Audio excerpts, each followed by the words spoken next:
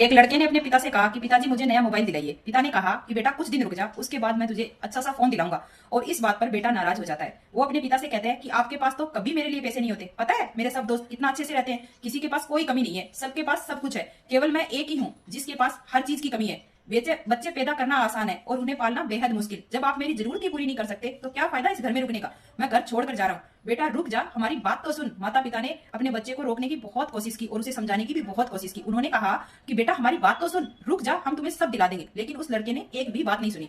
उसने गुस्से में अपना बैग पैक किया और पैक करके वो घर से निकल गया। लेकिन घर से निकलते वक्त जब वो सामान पैक कर रहा था ना, तो गलती से उसने अपने पापा की डायरी भी उसी बैग में पैक कर ली थी। उसके पिता की है ना एक आदत थी कि वो हमेशा एक डायरी लिखते थे, जिस डायरी को छूने की परमिशन घर में किसी को नहीं थी। वो लड़का अब घर से काफी दूर आ गया था और एक जगह थक के बैठ गया। जब उसकी नजर अपने बैग में रखी उस डायरी पर पड़ी तो उसने देखा कि ये तो मेरे पिताजी की डायरी है, जिसको वो कभी हाथ ही नहीं लगाने देते। और वो मन ही मन बहुत खुश हो गया कि चलो अब तो इसे पढ़ के पता चलेगा कि पिताजी ने कहाँ कहाँ पे कितना कितना खजाना छुपा रखा है, उन्होंने अपने सारे पैसे कहाँ रख रखे हैं, कहाँ उन्होंने अपनी दौलत छुपाई है, किन किन लोगों से उनको पैसा वापस लेना है। आज तो मुझे हर एक चीज का हिसाब मिलने वाला है। बेटे को लगा इस डायरी में पिताजी की सारी लेन देन का हिसाब होगा। जैसे ही लड़के ने उस डायरी को पढ़ना शुरू किया, उसकी आंखों से आंसू बहने लगे।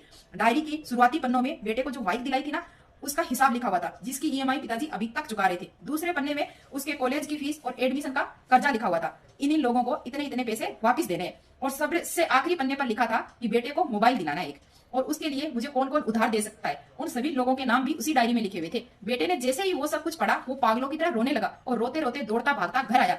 जैसे ही उसने घर आकर देखा कि माता पिता एक कोने में बैठकर रो रहे थे, बेटा तुरंत अपने पिताजी के पैरों में गिरकर रोने लगा कि पिताजी मुझे माफ कर दो। पिताजी ने कहा बेटा तू रो मत, हम तुझे मोबाइल बहुत जल्दी दिलवा देंगे और बहुत जल्दी तुझे मोबाइल मिल जाएगा। बेटे ने कहा पिताजी मुझे आपसे कुछ नहीं चाहिए, मुझे पता चल चुका है कि आप इस डायरी में हम लोगों से क्या छुपाते थे। मैं अब आपको कोई काम नहीं करने दूंगा, मैं मेहनत करके सब कुछ ठीक करूंगा। ये सुनकर पिताजी ने बेटे को गले से लगा लिया। तो दोस्तों, माँ बाप अपना पूरा जीवन, अपनी पूरी खुशी अपने बच्चों के लिए कुर्बान कर देते हैं। लेकिन कुछ बच्चों को लगता है कि माँ बाप ने उनके लिए कुछ नहीं किया, या माँ बाप ने हमारे लिए किया ही क्या है।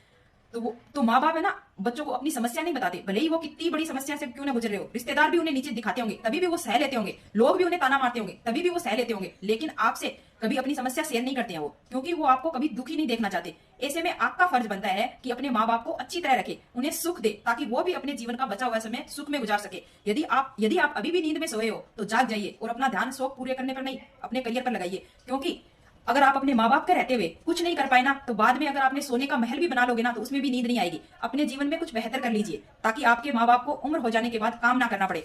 तो दोस्तों, आज थी आप मेरी ये कहानी। आपको मेरी वीडियो कैसी लगी कमेंट करके जरूर बताना, और वीडियो को लाइक जरूर करना और अपने दोस्तों को शेयर जरूर करना। And thank you. Ram Ram ji सभी को।